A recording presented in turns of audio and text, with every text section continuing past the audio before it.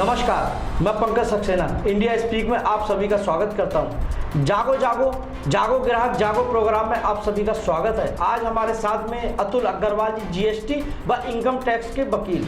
आज हम जानते हैं कि लोगों के अंदर भ्रमित हो रहे हैं कि डेट आगे बढ़ी है नहीं बढ़ी और जीएसटी में क्या छूटें मिली हैं, कैसे करके अपनी उन्हें फाइल जमा करनी है, जानते हैं। अतुल अग्रवाल जी, आपका इंडिया स्पीक में बहुत बहुत स्वागत है। धन्यवाद पंकज सक्सेना जी। सर्वप्रथम आपको मेरा नमस्कार और इंडिया स्पीक चैनल देखने वाले सभी दर्शकों को मेरा सप्रेम अभिवादन।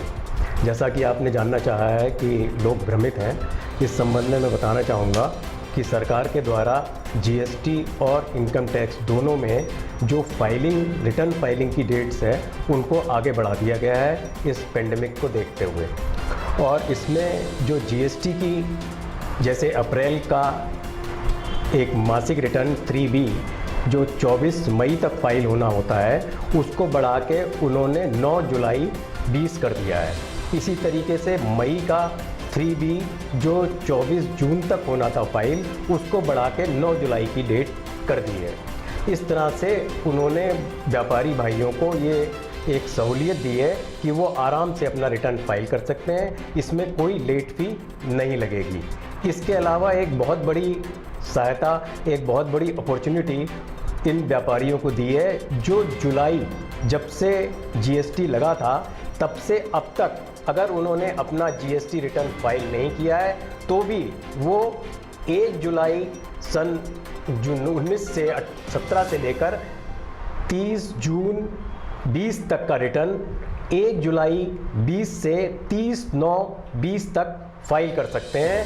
और अगर उनका नील रिटर्न है तो कोई लेट फी नहीं लगेगी, और अगर उनका टैक्सेबल रिटर्न है तो केवल 500 रुपये लेट फी लगेगी। जबकि अगर ये सहूलियत सरकार नहीं देती तो टैक्सेबल रिटर्न में 50 रुपये रोज के हिसाब से लेट फी थी और नील रिटर्न में 20 रुपये पर डे के हिसाब से लेट फी थी। अतः ये बहुत बड़ी सहूलियत लोगों को दी गई है। मेरा व्यापारी भाइयों से अनुरोध है कि जिन्होंने 1 जुलाई 2017 से अपना जीएसटी रिटर्न नहीं फाइल किया है वो इस छूट का फ़ायदा उठाएं और जीएसटी की मुख्य धारा में जुड़ने का कष्ट करें। अतुल जी, अगर हम जैसे बात करते हैं कि लोगों के दिमाग में ये भी भ्रमितपन है कि जीएसटी लगेगी तो रेट हमारे कम होंगे वस्तुओं के, लेकिन अगर हम दूसरी तरफ देखते हैं तो इसका असर विपरीत नज़र आया कि रेट तो कम नहीं हुआ, रेट ऊपर हो गई। ये क्या वजह रही? देखिए, जीएसटी का रेट का ऊपर वजह होने से केवल कारण ये है कि जीएसटी जो कमोडिटी है उस पर टैक्स लेते हैं और ये सिंगल पॉइंट टैक्स नहीं है, मल्टीपल टाइप टैक्स है। तो जो खरीद करके लाते हैं उसका इसमें बेनिफिट मिल जाता है। और बहुत से व्यापारी जो नहीं खरीद रहे हैं जीएसटी देकर, उनकी वजह से वो जीएसटी तो ले रहे हैं परंतु उसका आईटीसी नहीं मिल पाने के कारण उनको ये रेट बढ़ जाने की समस्या रहती है। तो वो जो आपने बताया आईटीसी लेने के लिए उन्हें क्या करना होगा? आईटीसी लेने के लिए वो पंजीकृत डीलर से ही खरीद करें। अगर वो पंजीकृत डीलर से खरीद करेंगे तो उनको वो भी टैक्स चार्ज करके देगा और उस टैक्स को वो जो चार्ज करेगा उसको वो अपने आईटीसी के रूप में अपनी सेल में जो टैक्स बनेगा उसमें एडजस्ट कर सकेंगे। तो केवल जो उनका प्रॉफिट का मामला होगा उस पर बहुत नॉमिनल टैक्स की लायबिलिटी बनेगी। अगर हम बात करें तो कुछ व्यापारी अपने लालच के लिए वो बाहर आम जनता के ऊपर डाल रहे हैं, क्योंकि जैसे कि आपने कहा कि जो फर्म पेड है, जो पेड कर रही है जीएसटी को, उनसे सामान लें, लेकिन व्यापारी अपने थोड़े से लालच के लिए जो डीलर पेड नहीं कर रहा उससे लेके जिसका भार कहीं ना कहीं जनता पे पड़ रहा। हाँ, ये बिल्कुल ठीक बात है। मेरा तो सभी व्यापारियों से यही कहना होगा कि वो लोग पंजीकृत व्यापारी से ही माल को खरीदें और पंजीकृत व्यापारी से माल खरीदने पे उनको आईटीसी का लाभ भी बनेगा, क्योंकि वो खुद पंजीकृत है तो उन्हें तो सेल पे देना ही पड़ती है, टैक्स देना ही पड़ता है जीएसटी। तो वो अगर पंजीकृत व्यापारियों से खरीदेंगे तो उनको आईटीसी का लाभ मिलेगा और कोई ज़्यादा बर्डन नहीं पड़ेगा उनके ऊपर। अच्छा, जैसे कि कुछ लोगों की ये भी धारणा बन रही है कि जैसे कोविड-19 चल रहा है, पूरा वर्ल्ड जूझ रहा है इसमें। वहीं अगर हम बात करते हैं कि टैक्सेस को लेके कि लोगों के दिमाग में ये है कि अब अर्थव्यवस्था पूरे वर्ल्ड की डगमगा चुकी है। तो वहाँ पे ये भी लग रहा है भारत सरकार कहीं टैक्सेस ना बढ़ा दे, ये कुछ ऐसा भी हो सकता है? नहीं, भारत सरकार का जीएसटी में अभी किसी भी कमोडिटी पे कोई उन्होंने टैक्स रेट नहीं बढ़ाया है, बल्कि अभी तो उन्होंने सभी व्यापारियों को बहुत छूट दे रखी है और बहुत ज़्यादा सहूलियतें दी हैं, जिसका फ़ायदा व्यापारियों को उठाना चाहिए।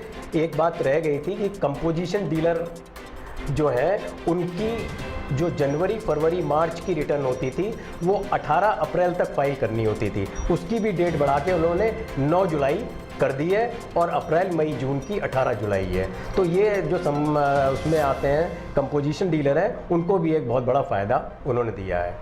इसके अलावा आयकर में भी एक बहुत बड़ी छूट उन्होंने दी है। फाइनेंशियल ईयर 18-19 के, जिनको असेसमेंट ईयर 19-20 कहलाता है, उनके रिटर्न आयकर की विवरणी 31 मार्च 20 तक दाखिल करने की लास्ट डेट थी, जिसको सरकार ने बढ़ाकर 30 जून कर दिया था। और जब इसका कोविड-19 का जोर ज़्यादा देखा और इसको देखा कि अभी भी लोग उतना यूज़ टू नहीं है, तो उन्होंने इसको 31 जुलाई कर दिया है। इसलिए जो लोग 18-19 के अपने फाइनेंशियल ईयर के इनकम टैक्स के रिटर्न फाइल नहीं कर सकते हैं, वो 31 जुलाई तक भी फाइल कर सकते हैं। इसी के साथ एक जो 80C में डिडक्शन मिलता था, वो 31 मार्च 20 तक जो लोग पैसा जमा कर देते थे उन लोगों को मिलता था, उसकी भी डेट उन्होंने बढ़ाकर 31 जुलाई 20 कर दी है। अगर 19-20 में जिसको डिडक्शन लेना है किसी का, अपनी LIC की प्रीमियम, PPF या और NSCs वगैरह में अगर वो छूट लेना चाहता है या LIC प्रीमियम पे करना चाहता है, तो वो 19-20 का भी इधर 31 जुलाई तक पे कर सकता है। और उसको आयकर विवरणी ने उन्होंने अलग एक कॉलम बनाया है कि आप 19-20 में इसको डिडक्शन दे सकते हैं। उस कॉलम में हमें भरना होगा और हम इधर भी जमा करके अपनी LIC प्रीमियम, PPF या उसमें 19-20 में छूट ले सकते हैं। ये एक बहुत बड़ी छूट गवर्नमेंट के द्वारा आयकर दाताओं को दी गई है। हमारे साथ में थे अतुल अग्रवाल जी, जिन्होंने आपके लिए सही राय दी और सही जानकारी दी। हम ऐसे ही कार्यक्रम अपना जागो ग्राहक जागो में आपको दिखाते रहेंगे, जानकारी देते रहेंगे और आप सोशल मीडिया और कहीं पे भ्रमित ना हो। जो सही बात है उसको देखें कि हमारा नुकसान नहीं है। नमस्कार।